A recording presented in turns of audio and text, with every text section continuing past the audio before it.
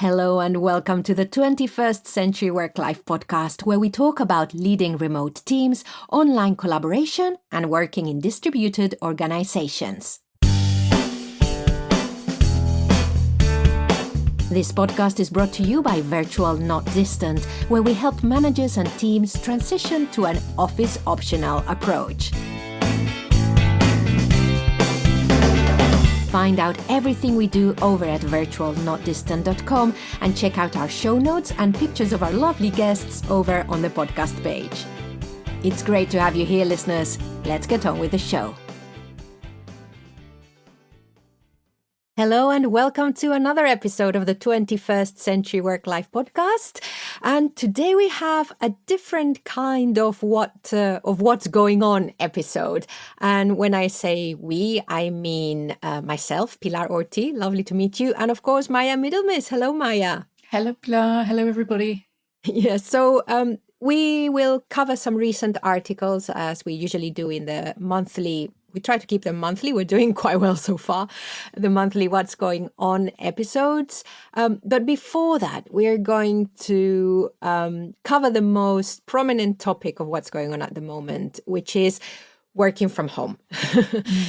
Albeit working from home during a pandemic and in an economic crisis. However, Maya has recently published Finding Your Edge, Establishing and Maintaining Boundaries When You Work From Home. And people will continue to work home after the pandemic also, probably more than before the pandemic. And so it's timely because it reflects what's on a lot of people's minds still. We are recording on the 1st April's Fool's Day. We're recording on 2021. We shall see what the day brings. You won't be listening to this then, because for you it will be in the past, listeners. So yes, it was still going to be an evergreen issue. And also we can also have a nice little rant about how tired we are of hearing that what the world has experienced over the last year was remote work, where we know it's been a subset of remote work, which is working from home, and then in very difficult circumstances. So yes, but still, working from home will continue to be the way in which most people experience remote work. So it's important that we look at this. So listeners, just to let you know what else is coming up. We've got some tech news that we will be touching on, but also some more broader things. But do stay with us for this first bit, even if you have the working from home thing sorted, or if you don't work from home, because part of what we're going to be discussing is actually all about how we balance our work and non-work life.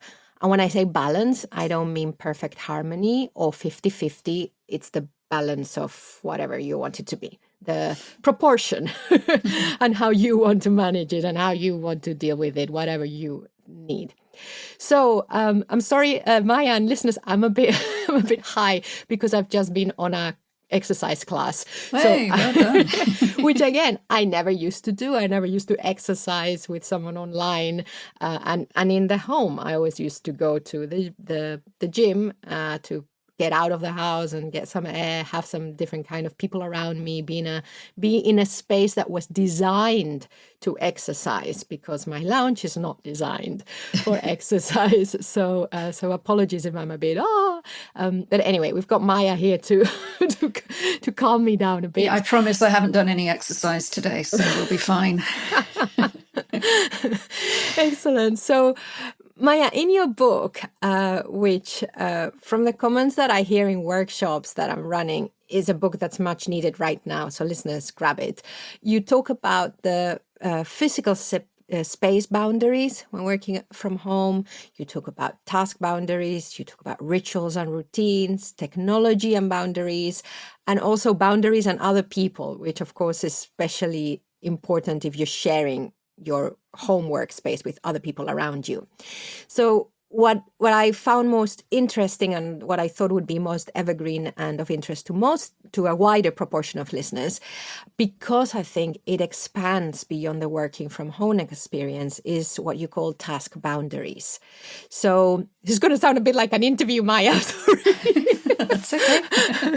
So I wonder if you can start with telling us your thoughts, as you say, because you put this so well, on establishing where the edge of your work is and where the rest of your life begins. And I love this, the rest of your life. It's not life, it's the rest of your life apart from work, because work is also life. So maybe we can start with whether these edges are soft or hard. Well, it depends. It's the answer you always give in an interview if you're not sure. It can depend on so many things. And I think those edges have been eroding for a long time in knowledge work. Let's face it, this isn't all related to working from home. But, at least even if we had the technology and the documents and the notifications following us home, when people went out to work in an office, there was at least an edge to their tasks and they could generally leave it behind if they mostly did that stuff in one shared building. The problem now is that because of the knowledge work we do, it's never actually finished. There's always more to do. It's often quite hard to see what done looks like other than in very specific roles. And when your work and the rest of your life are taking place within the same physical space, within the same building, sometimes literally within the same room, depending on your situation, then it's really hard to step away and know that you've done what you were supposed to do for the day and know that that aligns with the expectations of your employers or your clients or whoever you're accountable to, but also just to yourself, because unless you knew exactly what you intended to do that day and you can check it off, it's really hard to define those edges nowadays. And also, even even for people who commute or go to somewhere else, I remember a few years ago there was this news piece saying, should we be paid at work for the thinking and the work we do on the train, for example, where we're checking emails. And then, of course, you have the whole. I often have this conversation with my husband. Sometimes he will think about work on his non-work days. Yeah. Like you say, I think it's part of the knowledge work experience is that we carry that with us, and unless we deliberately decide how we want to manage that and whether we want to, like you say, whether we want these edges to be soft or hard or obviously somewhere in the middle, I think it's a really interesting conversation. Yes. And, we do have to accept that however hard you want your edges to be, there's going to be a certain amount of fluidity between the two. It's not like when you're at work, you never have a single thought about your personal life or something outside of work.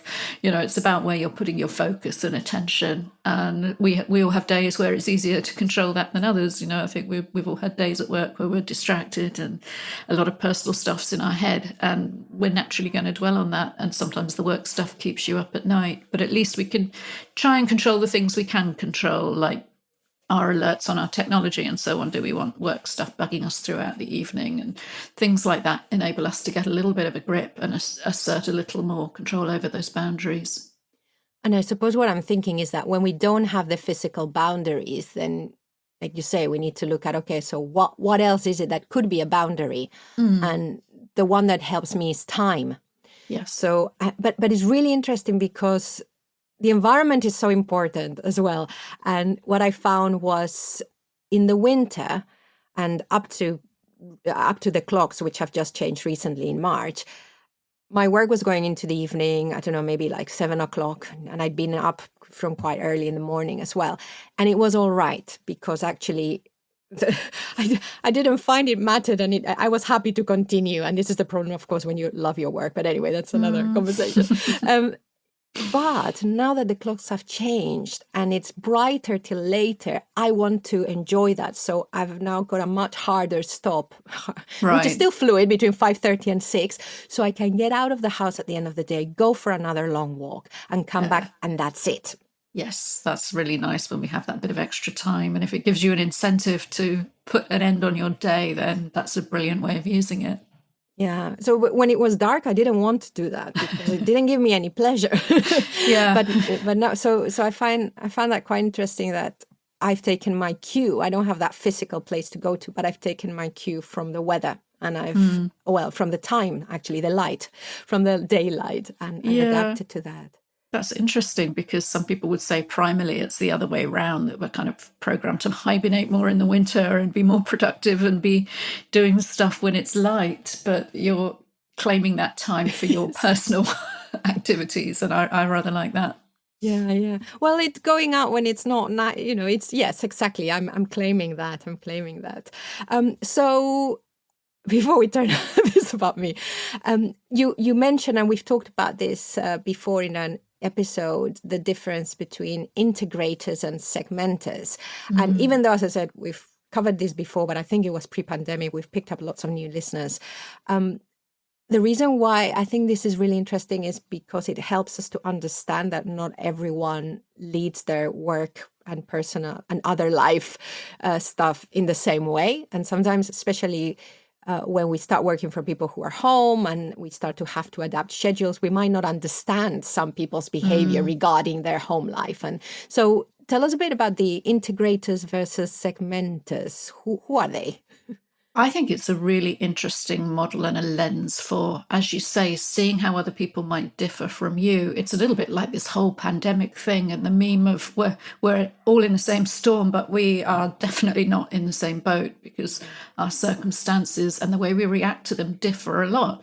And it's not just about where and how you're doing your work from home, or whether you're sharing that space, or whether you have an appropriate space, or you're homeschooling and things as well. There's aspects of your innate character that can also inform how you're going to respond to that. And the idea of the segmenters versus integrators model is how much of a blend you're comfortable with between different aspects of your life and a continuum in terms of work and the rest of your life. Are you somebody who's comfortable with blending your work and life activities and thoughts and attention in a very mixed up, fluid way, where you can task switch very quickly, you don't mind working from home?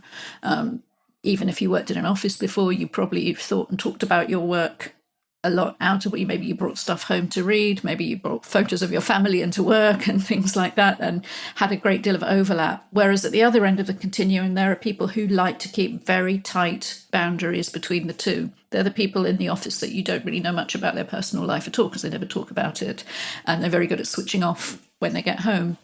And those are the people who can struggle with some aspects of working from home. Others, people who are very much on the separator end of things, do very well, and they've managed to put their work in a box, and they do it and they finish and they log off, and they can be much better at stopping those leaky boundaries of tech. They probably have a separate phone for work, or they've got rigid control over the notifications and things like that, and they're very good at shutting the kids out and the neighbours and everybody else, but they might be really struggling with having change imposed on them. So it's just a useful spectrum by which to think. If you're having difficulty understanding how a colleague's reacting to a conversation or a situation or a change in the way you work together, it might be worth thinking, well, I know they're doing the same work as me, and and they've got roughly the same setup at home, but why am I finding it way more stressful than they are, or the other way around? It could be something to do with the difference on this spectrum. That is so important and so interesting. And there's a thought that comes to mind about separating and people who really want to separate. I was running a workshop and we were sharing what they had experimented with that had worked for them. And someone said they'd had a psychologist recommend that everything that they needed for the workday would be kept in a box. So a little box that they kept somewhere. And so that was the charger for the laptop or whatever, everything. And so they just had everything there. So the box came with them when they started the day, and then everything went back in the box at the end of the working day. And it was really neat. And she was really happy with her box. I think maybe it could be a metaphysical box. Yeah, well, also, yes. Depending on your space and everything else. But if you can, pack your work away at the end of the day, that's probably quite healthy in lots of ways. And I wonder whether she was also someone who mentioned that she really needed to get changed into work clothes in the morning, and how she had to communicate to people when she hadn't been able to do that for whatever reason, because it affected her mood. Yes. So I suppose, I mean, you talk in the book about lots of stuff that you can do to create that workspace in your mind. But I suppose that's also maybe an aspect of separating, is wearing different things, even if you're in the same physical space. Yes, if you need that boundary, then that's one way to enforce it, to sort of do something different on a different dimension, whether it's changing. I came across somebody who literally unscrewed a different light bulb at the end of the day. She had to do her work in her lounge, her living room, but she had a different sort of more white officey light, and she said it was better for video calls and things like that. But actually, it had become more psychological at the end of the day. She then put the nice mellow, kind of relaxing, darker corners light configuration back on. And when I last spoke to her, she was hoping to get an electrician to actually sort that out for her so she didn't have to unscrew light bulbs each time. And because you could have sort of light, office light, my time light, and really switch up the mood. So it's probably easier just to get changed. but you have to find out what works for you is the point. And it's fascinating what people have evolved, particularly over this last 12 months, in terms of creating those edges to their life, and in order to carve out a little bit of space for themselves, even though they've had to work often in very difficult circumstances. Something else that's coming to mind, I'm just reflecting on my own experience today, is that, of course, I've used the home for work quite a lot before pandemic, but I also used the co-working, cafe, blah, blah, blah, all of that stuff. But one thing I found is I really wanted to be writing fiction, and I have a real difficulty in coming back to the computer because, of course, now everything has been done. We've even have even more meetings online than before. It's all been online, and so I've really now got a really strong association of online means work, and that's it. And sometimes I'm very tired. So what I found is I've got an older laptop, and now the only place I can sit down and tap away fiction for a very short space of time, I don't last more than 20 minutes, is the floor. Right. So now I write fiction on the floor. And if I'm thinking, oh, I don't really feel like it, but I want to do it, which is this very strange thing that I don't know if it happens to you with writing, that you really want to do it, but something's stopping you. Yeah. I don't know that. Anyway. And yeah, the floor is the only space that I can sit and write fiction, which has meant that I've readjusted rather than where and how I work. I've readjusted something that is a different kind of work. I love that. That's just a really good example of how to, in a limited space, you can completely change kind of the ergonomics of the situation, your physical experience of it. You'll sit completely differently. What you're looking at will be different. Having a different device is a luxury that not everyone will have. Well, yeah. Maybe you've got an old laptop lying in a drawer or something that doesn't need to be fast. You could use that for your personal stuff and your exercise classes and your family Zooms, and keep that separate from your work main computer if you need to. That actually reminds me of an anecdote which is in the book of somebody I used to work with a long time ago who was very much at the segmenter end of this spectrum. And I called her once, that was back in the day we used to speak on the phone, and she was having a new desk delivered. She was having her home office redesigned, and I called her to see how it was going, and she sounded a bit strange. And I said, well, are you okay? And she said, yes, I'm sitting on the floor, I'm working on the floor. And I said, what? What's happening? And she said, well, my old desk has been collected by the firm who was doing that, and the new one hasn't been delivered yet. And, I knew she had a comfortable house with a kitchen table and sofas and things like that distributed around it. But because of the way she worked, she was not prepared to take work into the rest of her house. She preferred to spend the morning sitting on the floor with her laptop and her phone and her documents and so on, rather than let work bleed into the rest of her house. And it was just looking back on that now.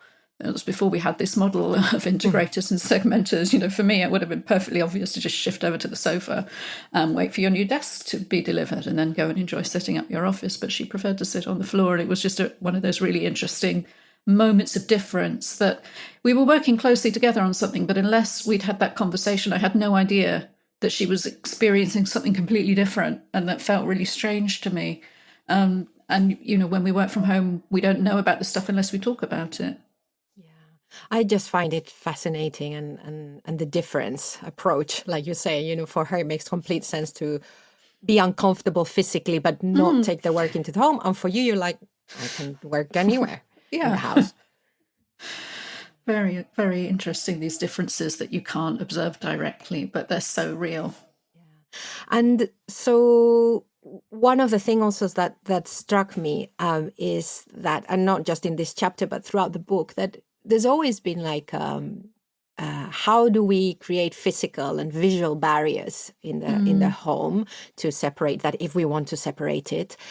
But also, but your book starts to bring, like you're talking about someone with light, smells, and now we're talking about where your bum is sitting. Is it on the floor or is it on a chair? And stuff like that. And it's making me think that there is an opportunity to think about if you have to use the home space in a way that you hadn't planned, like during a pandemic, or because you've decided that actually you'll put up with a little bit of that for whatever reason, or whether your business has said, I'm sorry, we're not having any more offices, like happened to I was going to say, like happened to our guest Chris Donato, which she ended up working from home, not because the the business was reducing office space, but just her job had to be done remotely. But if for whatever reason, to be thinking about adapting, there's a lot of stuff that probably you can adapt that we haven't thought of, which is a lot more 3D actually than just the 2D where we're working from. Yes, and it might be a tiny change that has a big impact. It's well worth experimenting, particularly because we know that a lot of people are going to be facing that situation. They might not know it yet. There are a lot of people who might think they're going back to a big corporate office, but we just don't know what's going to happen. We do know there's going to be a lot of downshifting of corporate real estate in the next couple of years. So it's well worth thinking, well, what could if this were going to be a permanent change, and I had to work like this forever, what would it take to make it okay for me? What small changes could I experiment with in the sensory environment, in like noise or smell or light or heat or anything like that? What could I switch up and see if that just made it better for me to be working from home in a way that I felt okay with? Excellent. So listeners, we invite you to think about this, the integrator and separator, and of course the whole spectrum about that, and whether you are operating in a way that's suiting your perception of this work and non-work life mix, and also just to understand your colleagues a bit more. And I think this is a great conversation for a virtual coffee with the team, or a great asynchronous virtual coffee topic for one of those channels that you have in your collaboration platform where you talk about other stuff that is not task related or even work related. This is a bit work related, but I think it's a great conversation to bring up. So, and I do encourage you to grab a copy of Finding Your Edge, Establishing and Maintaining Boundaries When You Work From Home, because if you just want a bit of inspiration, or if there's bits you're struggling with and you want to continue working from home, then there's loads of stuff in there. And again, advice that doesn't just say you have to do this like this, but actually think about what's making you happy. This is what other people have done. How about you try this? So a tone that's completely in line with where we are. So anything else that you want to say about this before we move to the first topic, the first article, Maya, which is actually related. So, but I just thought, I will shamelessly say healthyhappyhomeworking.com. If you want, there's a link to the books there. And just as of the last week or so, I finally got an Amazon free portal for people who prefer not to buy books from Amazon. You can buy them directly from the website, the ebooks, that is, and that's at a lower price too. So do take a look. Excellent. Wonderful. Good. So let's go to the first, let's just go straight in. The first article, which is actually, it's following on. It's we won't spend too much time on it, but it is really interesting. It's called I'm socially anxious and working from home has been life-changing, and it's in The Guardian from the 9th of March 2021 by Matthew Cantor. I think you shared this originally, Maya. Do you want to tell us what the article is about?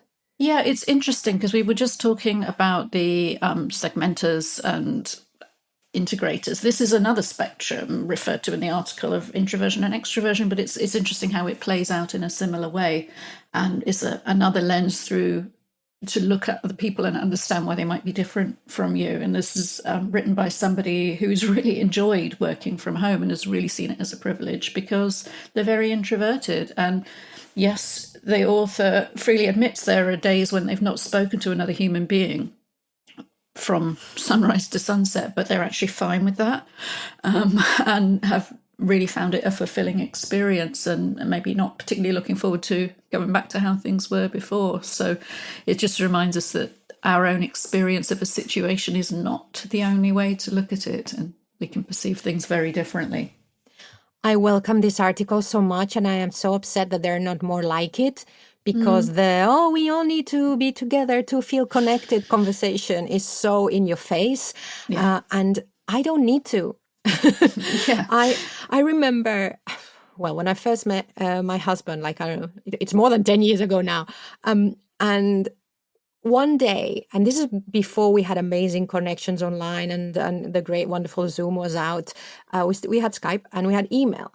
And I remember spending a whole day at home on my own because I was in Amsterdam and he was working out in a space. I hadn't seen anyone. I'd gone out for a walk, but I felt like I'd been talking to so many people because of the number of emails I'd been sending out and replying to, and because I'd been working on stuff that I had a sense of connection with someone else who was also working on it, albeit not at the same time. And I think about this, and I think there's a couple of things is that when I read an email, I hear the person's voice. So I don't know if everyone does that. So for me, it's almost like having a real-time conversation. And the other thing is that I have that sense of connection. So not that this is what this article is about, but I think it gives you that other perspective that actually some people are okay with not being with people so much, and they don't feel disconnected. Yeah, and they feel, just as you said, very powerfully connected by the written word. And the author of this article says, I've always been more comfortable with the written word than the spoken one. And, they talk about feeling disadvantaged in a noisy office environment because of that. And they would actually they find it easier to communicate what they're really thinking and feeling if they have the time to write it down, think about what they want to express.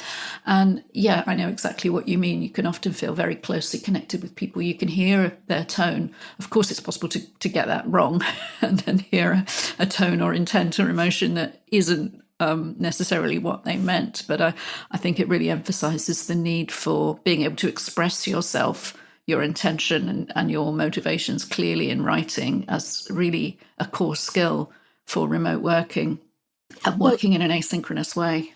I hear their voice, not their tone. The tone, but it's different because I hear their voice. And that is what the difference is. Like when I read somebody and I make up their voice if I've never met them. So so I think it's fascinating. And I love the last paragraph, which says, nonetheless, I will be overjoyed to return to the office when it is possible. The toll of isolation far outweighs the benefits of reduced social anxiety. When I am able to see my colleagues again, I'll try to use the lessons I've learned from chatting online, which are take your time to craft your sentences because there is no rush. And don't be afraid to approach people. Think of it as pinging them a message in real life. I love it. I wonder if we'll all have forgotten how to do that anyway. We'll probably just walk up to each other and then type something. or write a note in a post-it and stick it on someone's screen while they're there.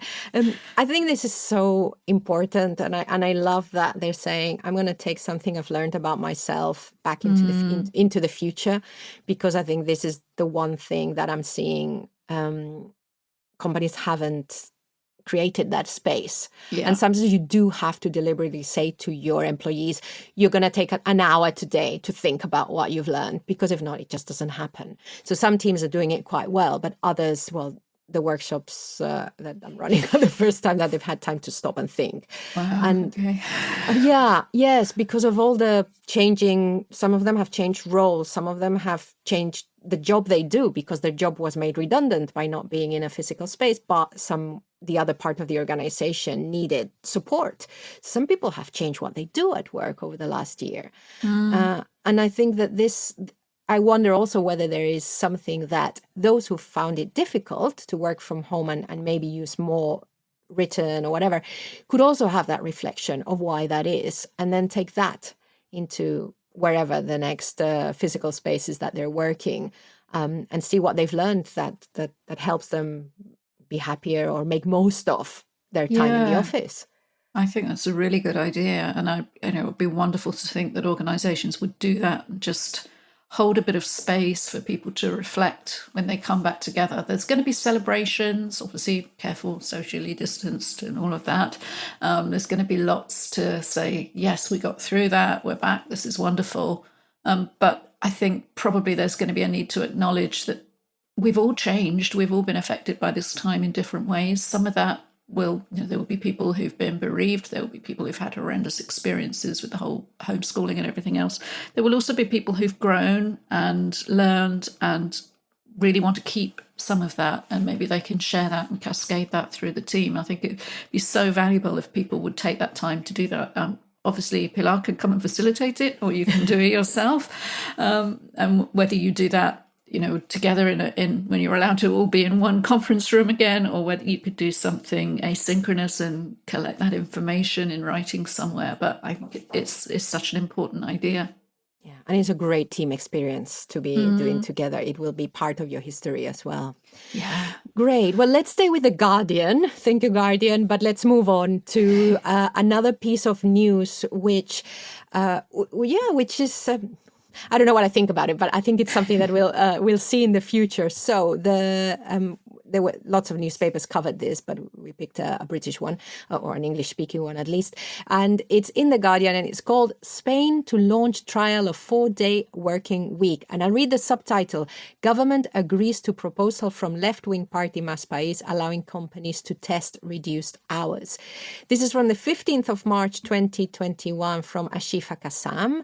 And well, I am amazed. This is not just in the concept of Spain, but this is exactly the thing that I was hoping we'd see, which is, okay, we've challenged the concept of we have to be working next to each other all the time in the knowledge work to do a great job.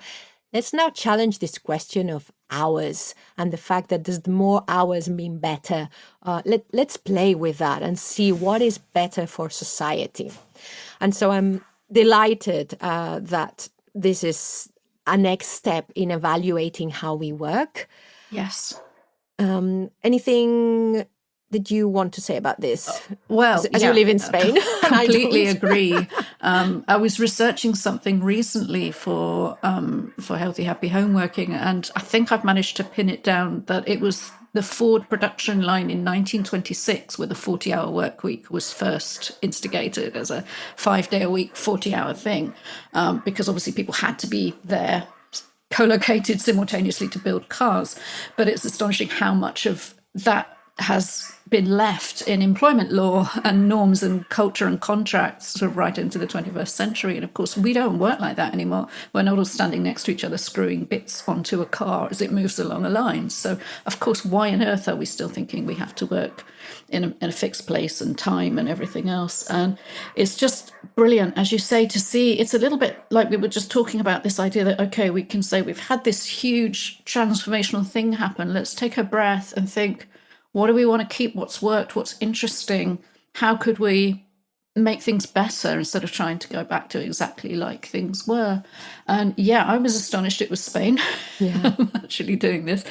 A number of people who I know in Spain have pointed out how few people this applies to, with the vast number of people who are either self-employed or entrepreneurs or less formally employed, because and there are people who obviously have had no work at all, no hours to speak of, who are laughing at this, and there are people who are working every hour that they've got to keep a roof over their head, and they're saying, well, this is all very well, but it would just be really interesting to see what this shift in sort of large public sector employers initially, what that does, how that trickles down, hopefully, into a broader work culture, and bring it on.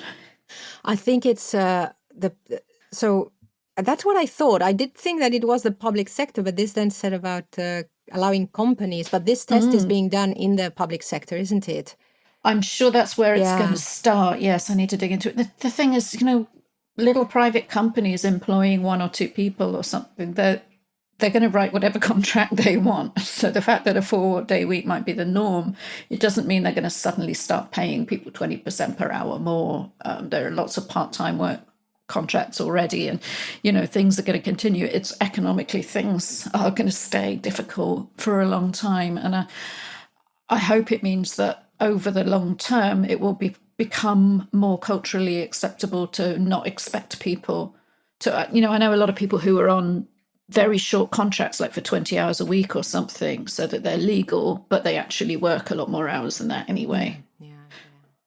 Whether they even get paid for those hours or some get cash in hand for those hours or something, this isn't going to change things for everyone, but maybe it will change things at a higher level, and that will have a lasting impact for the future. Hope so. And it might lead to something else that's not the 4-hour day week. Also, I like that this is an experiment, that they're going to have a look at it and see, okay, so what is it how can we change how we're working? I remember one of my cousins some time ago changed. He was a notario. I don't know what that is in English. It's a kind of solicitor. Yeah. And so they changed the way they were working. They decided to, instead of working the traditional, you work in the morning, then take 2 hours for lunch, then come back for 3 hours in the afternoon. They decided to stop at 3, to not take a lunch break and just start at 3. And he said they were all so happy. They didn't work less. In fact, they probably worked more, because they just got on with the work. And I think, and he loved it. The only thing I saw, which I was looking for in the article, was that someone has said, well, we can't be piloting this now because we need to work longer hours in a crisis. This is someone who said we need to work more in a crisis, and you really don't understand the nature of work. Is that more hours doesn't mean it's better. No, and more stress and more higher expectation is the last thing you need in a crisis. And especially now, because I think also this is something that we really need to be very careful, and I appeal to those in senior leadership to really understand this. People have been working too long. They've been working too many hours because of the nature of everything. And they're finding it very difficult to stop. They're finding it really, really, really difficult. In fact, this is one of the things I'm encountering most, which I'm saying, actually, I'm sorry, I can't help you. Because this is something that's just become the way which things are done. Like you mentioned, expectations. We have been having all this output because we were in crisis mode.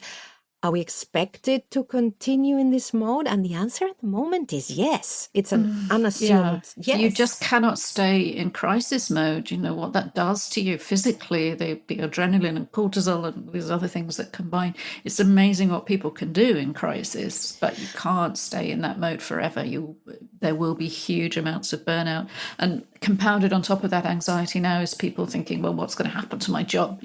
What's going to happen economically? I've got to show up more and more and more, and I mustn't be the one to say, right, that's it, I'm logging off first. And it can be very unhealthy, very toxic. So that's why it's so refreshing to see that there are places talking about reducing hours, acknowledging that people can be a lot more productive working from home. Maybe they will get stuff done in a shorter number of hours. And really, once we can actually get that through people's heads and move to start measuring things that matter, like people's actual performance and productivity rather than their hours, then people will know when to stop working. Excellent. So if we have listeners in Spain, Pedro, maybe even Eva still, do get in touch. Let us know what you think of this, what you've heard, just something that's also there on the ground, or if you know anyone who's part of the pilot, that would be great. If you know anyone part of the pilot, I might see if I can find someone to come and talk to us about that with all our contacts in Spain. So that's great. So good. Let's move on. Let's now go into the much fluffier theme of tech, because let's face it, it's so much fun to talk about tech. Maya, I forgot in the previous What's Going On to ask you about your experience of being in a live audience for a program from Valencia into a program in the UK, just because I think it's quite nice to see how the tech is being used. So what is it that you did? Well, I was a bit sneaky because I did put my old UK address in. Oh, okay. Sorry, I've blown your cover. Yeah, that's it. Busted. The BBC have come and beat me up now. But I think that they have a thing to cover all the different BBC license paying areas, and I'm not in that area. But yeah, it was a recording to be part of the distant audience for some stand-up comedy, which I don't think it's been broadcast yet. Yeah, I don't know. And I was just really curious to see what the experience would be like. And I suppose in the end, it was a little bit like what you were saying about your exercise class. There's a sense that it's slightly weird to be doing that in the place and through the same tech that I use for work and talking to clients. It was we watched the performance via Zoom, but there was a separate recording app which you also had to log into. So I'm sure they lost a few people there that you had to have both things on and working at the same time. Until the very last minute, I didn't realize that you had to use headphones, otherwise they would just lock you out. Because I suppose the background noise that people could be picking up and amplifying, it just wouldn't work. So I'd imagined it could be a bit of a social experience that my husband could sit and watch it with me, because the reason that they need live audience reaction in the studio when they're recording is that comedy is social, and it kind of depends on those cues from other people. So I could hear other people on the recording, so I could hear people laughing at home on their own. But it was slightly weird. And they had a very small studio audience. It was filmed in a London comedy club. And they had this sort of a tiny, socially distanced handful of people sitting there who I think were probably production team, just to give the performers some live feedback in the room. But it was an interesting experience. It wasn't one that made me kind of want to sign up to loads more as they come through on the mailing list. It wasn't video. As I thought I'm going to be on telly like in Mock the Week when they have the Zoom audience and take the mickey out of them and things like that. But it was just audio. But it was interesting because it was Joe Brand, who I really liked for years, and some other upcoming comics. But I found it really hard to laugh sitting on my own. It felt self-conscious and weird, and there were times I had to kind of check myself where I was smiling and thinking that's no use to them. I need to give them some feedback, but it felt a bit forced and deliberate, and I didn't always remember to do it even when I was amused. Whereas if I'd had other people sat next to me, we'd have been laughing out loud together. That I find that fascinating also, that you're enjoying it, but of course you're not laughing. I do laugh more when there's someone else with me. Yeah. I think it's not just like those very first episodes of comedy shows, like a year ago, that first episode of Have I Got News for You, where they were all zooming, and it was just awful. You really felt you just wanted to comfort them. It felt so awkward and forced, and they obviously had no kind of studio audience at a distance arranged at that point. They were probably all just sitting in their living rooms trying to get Zoom to work, and it felt really flat. And I admired them for having a go at doing it. But it does remind you so many things depend on real-time interaction. And actually, I was having a conversation this week with somebody working in collaboration technology and next generation stuff that they're developing, and he told me that 5G is going to fix all that, because it's really going to feel there'll be such zero latency when we're having a video conversation that it will completely bypass our filters of judging that it's not real. And it would be just like there's someone living in your laptop and you're just talking through that pane of glass, and it will overcome all that. This was this guy's theory, but I quite like that idea that, your brain knows that they're not really there. And that kind of, even when you're using high def webcam and everything else, that sort of split second latency and the fact that it's so two-dimensional does kind of get in the way. But the technology is moving towards that. And I suppose it's moving towards that also with extended reality and apps that sense presence and distance and things within larger events. And it would be really interesting to see how we overcome that, because obviously, yes, some of us are going back to the office, but lots of large events bringing people together, I think, will continue to have a strong online component, and the technology for that's going to get better and better. Amazing. Lots to watch out for. So excellent. Well, thank you for that, Maya. That's really fun. and lots of parallels with what we talk about as well. So let's go to a 2D experience now. Let's go back to Slack. So we have a couple of things about Slack. And of course, it's not just the app, but it's how this world is, how this aspect of online tools that help people work together is moving on.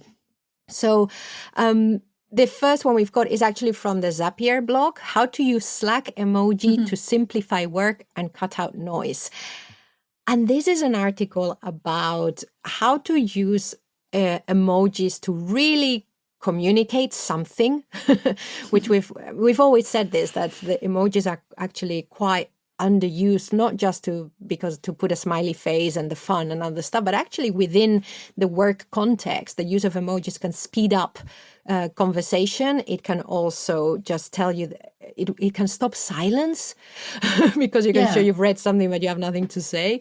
And they're taking it one step further. Did you share this one, Maya?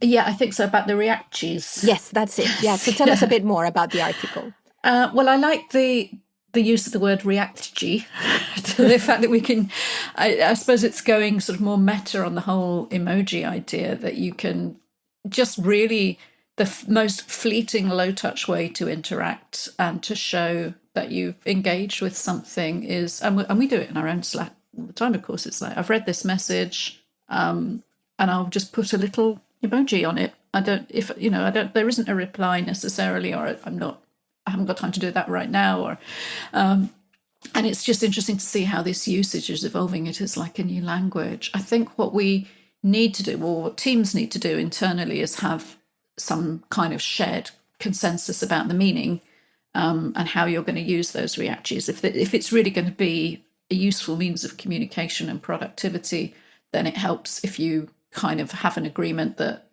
maybe the tick means, yeah, I've read that and I accept it, or okay, or I love that. Or some of them are obvious. There was an interesting conversation on Twitter actually earlier this week about somebody's baby boomer parents discovering emojis and starting to use them in family WhatsApps and not having any clue what any of them meant or how to search for them. So they were just getting conversations peppered with balloons and pizza and things for no apparent reason. Emojis are great, but they do sometimes need a little bit of collective agreement about how we're going to use them if they're going to communicate something discrete. Yeah, and an example of that, so just of how that can work, they give an example here about the support team, how they use the emoji workflow to handle questions about customer support tickets. And then they say, okay, all ticket questions are accompanied by a yellow support question emoji to make sure people see it. If someone's looking into the question, they use the shifty eyes emoji.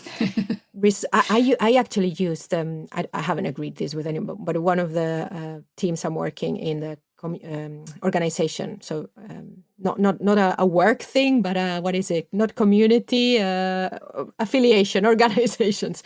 I'm working with I always use the thinking emoji to say, this is really interesting. Well, yeah, I'm thinking about it. I'm here. I saw it. I have nothing to say. And then resolved questions are marked with a green check. The system helps the support team better assist each other when someone gets stuck. And I think it's a great use. And I think it needs to be taken more seriously, that it isn't about livening up the conversation. And it's not just about adding a little touch of personality, but actually can help get the work done. Definitely. It's just a way of moving the conversation on, and also without pinging an alert.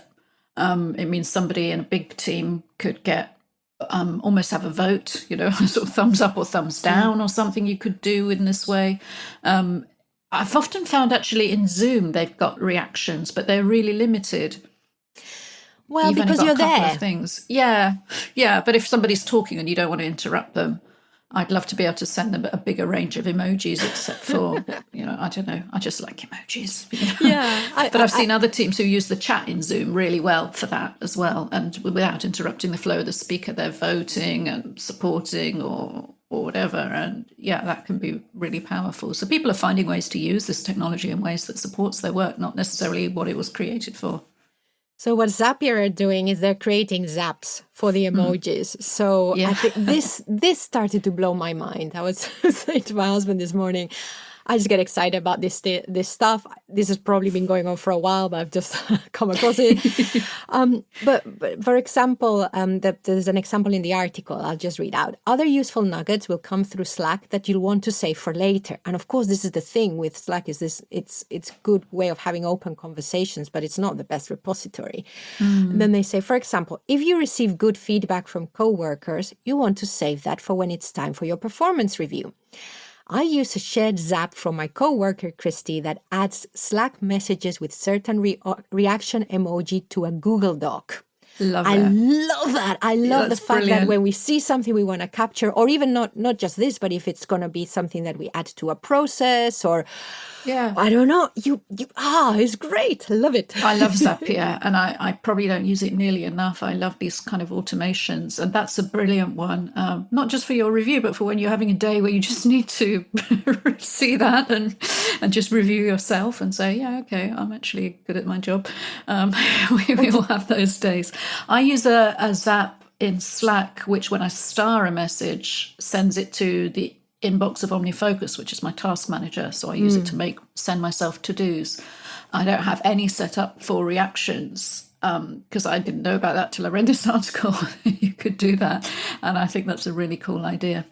Again, you need to sort of plan, okay, this emoji is going to make it do this. And with everything else with Zapier, you have to kind of plan it out as like a flow chart beforehand. And then you build it, set it away, and you never have to think about it again. And look out for this starting to happening in other platforms. Yes. This kind of stuff, this kind of integrations that we hadn't thought of, this use of emojis as tools to aid the workflow as well as the conversation. And this takes us into the next story, which is, I still don't know how I feel about it. So I will read the article. It comes from Josh Constantine's Press Club, which is also a newsletter on Substack. I think I came across it on Twitter. Actually, the guys from Yak were sharing this because the guy from Slack had said what a great app Yak is. Yak is an app for asynchronous audio conversations. But this is Taming the Hybrid Work Chimera or Chimera, Maya? Chimera, I think. Not a common word. Taming the Hybrid Work Chimera. Tips from Slack, WordPress, and Salesforce chiefs. And this plus Slack's version of Clubhouse and Snapchat are coming. This is from 26th of March 2021. And basically what happened is I haven't been on Clubhouse yet. I'm thinking of maybe getting my username, but I don't like that it's Mac only, because I think that means that a lot of people are just out of the conversation just because they don't have an iPhone. I think it's changing soon, actually. I bet. I think, bet. They're just trying to be exclusive-y at first. Well, it's. I think there's more problems to get it on an Android than onto Apple. So, I mean, it makes sense. But anyway, we will see. There's also Twitter Spaces. I mean, that space is going to explode in social. But we're coming back to the work relevance of this. So there was all these kind of people. So Matt Mullenweg was there. I wasn't there. Stuart Butterfield from Slack suddenly turned up. In response to Matt Mullenweg saying, the thing I miss in Slack is the ease of sending each other audio messages, Stuart said, "It's coming." And I'm sure we all went, Not just that. So I'm loving that the ease of, because this has always been the case, that at the moment you have to record something on your phone and upload. It's a little bit faffily. So because you have always been able to do it, but it is always been a multi-step thing. So you can add an audio message, but you can't just press a button on Slack and record an audio message, which would be great. Obviously, that's coming. I am delighted by that. I'm a little bit more like, that they're gonna also have audio rooms, which is what Clubhouse is, where you just go in and are able to have audio conversations with each other. I mean, they already have calls and you can already do meetings. So it's the same thing, surely. Just don't turn your video on. And then they said that they might have stories, which is, I don't even use that. I am Generation X. I don't use stories. I don't use Snapchat. That worries me a bit because it's reinforcing Slack as a social tool, which a lot of communities and are we using. want to eat the world and be where you spend 24/7 of your life in. And I'm having trouble saying to people that collaboration platforms like Slack and Microsoft Teams are not just water coolers. They're not just for the social stuff. Like we've been talking just now, they are places which help you to do the work when you're away from each other. So I'm a little bit like, no, don't mix and match everything because we're gonna have problems. Yeah, and it's kind of going to muddy the waters between synchronous and asynchronous work. And I've been struggling with Clubhouse, I must admit, because I'm trying to launch a new thing with Healthy Happy Home Working. Also, you've got to be on Clubhouse. You've got to be. I've dabbled with it, but I've ended up turning off the notifications for a start because it was pinging me every few minutes saying, all these people you've never heard of are talking about this not relevant thing. Come and join them. And actually, when you do go into a room, it's, there's 57 people there or 500 or something, but there's only one speaking at any one time. And it makes me realize that audio in a synchronous way is really bad for large groups.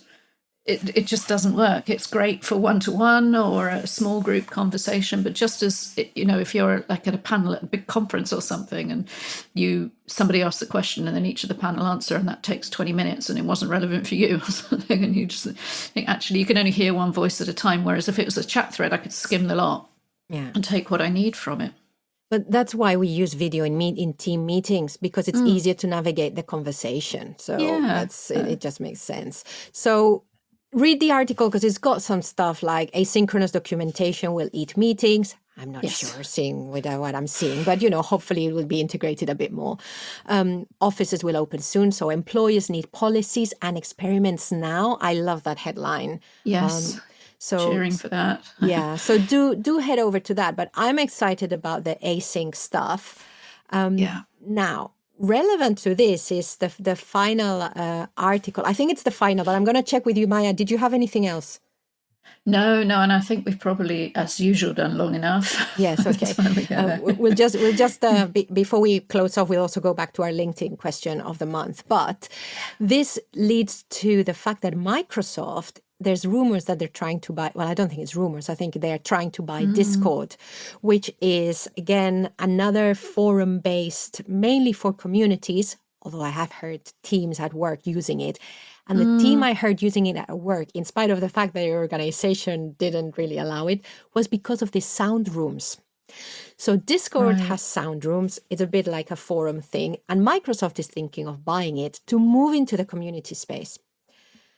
So watch this space.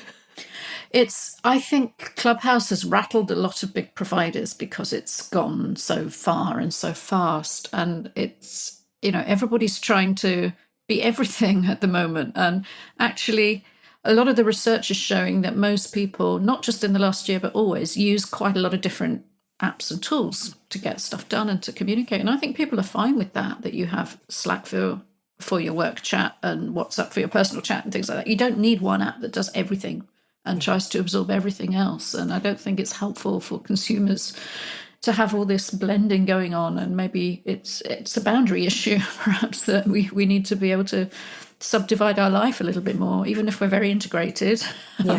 We like to have different forms of communication in different places. So we don't need Slack to become Clubhouse or Microsoft to become Discord or everything else. I don't mind having a few different apps on my phone. So this takes us back right to the beginning of the conversation about integrators and separators as well. So I think, again, when you're using tech, when you're adding tech, when you're deciding what to use, think of that. I'm not even going to go into the whole using WhatsApp for work, because for me as a separator, it kills me. But for some other people, it's wonderful because then they can have everything in the same place. So I think it's such an interesting I'm an everything same place person, but I like to have the conversations in different places.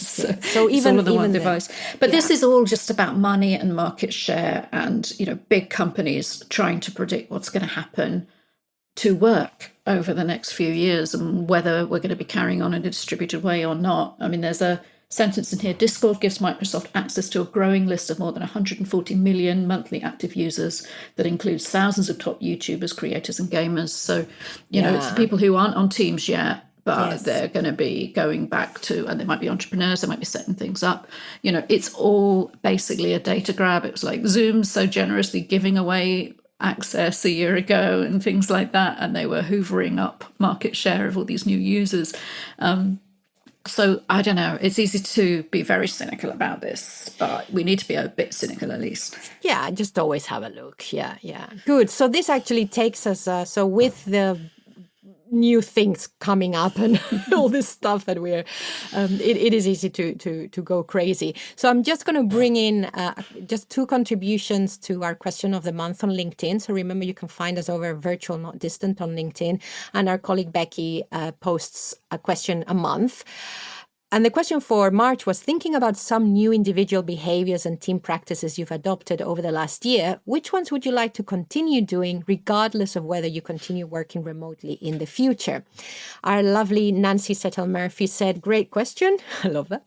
In working with client teams over the past year, especially those who suddenly went all virtual, I'd say that one of the habits or practices that most said they would carry over in the in-person or hybrid team model is the creation of explicit team norms governing the use of various communication channels. And then she has some examples. And then before teams went all virtual, many used informal and inconsistent communication channels and were often able to fill in the gaps by asking an office mate. In the online world, team members have had to be much more explicit in the absence of hallway conversations. So great point. Thank you, Nancy. And of course, Nancy Settle-Murphy has been on the show, like all great people, because she's been in the space for ages. And she's also moved her practice, how she works, which is really interesting. And then we have one reply on Twitter from @the4habits, which says, making purposeful connections with our close circle of friends, families, and colleagues. So this is, remember, what practices have you discovered that you want to carry forward? Taking the time to listen, empathize, and create long-lasting memories, something we cherish every day. So thank you, the 4 habits. And listeners, do join us over at LinkedIn, another big monster that we're feeding. Talk about Microsoft. Yeah. And also, if you have any questions that you would like us to share with other listeners, any comments, I am now going to rattle off the calls to action. Make sure you're subscribed or follow, because some apps have changed how you subscribe to a show. There's a certain app that has changed to follow. I don't want to name it because I've discovered that some apps or places where our show is distributed actually have in their terms and conditions that you have to name them or that you can't name others. So I'm keeping this clean. Right. But if you see follow, that is what used to be subscribe. So remember, we are the 21st Century Work Life. Share with your friends. Sign up to our monthly newsletter, which has reading and listening recommendations and a digest of our own content. You can do that over at virtualnotdistant.com. LinkedIn, I've already mentioned. On Twitter, we're Virtual Teamwork with a 0 instead of an O. And if you want old-fashioned email, pilar@virtualnotdistant.com. So pilar@virtualnotdistant.com will get directly to me. And if you connect on LinkedIn, tell me that you listen to the show and I will immediately approve, as many people have seen. Maya, anything else you want to say to the listeners before we wrap up this an hour-long episode? We've done almost exactly an hour. I don't know how we managed that. Okay, we're 1 minute over, but not bad, really. So thank you for listening to us all this time. Yes, thank you, listeners. And now the lovely Rose will stick in the stock outro.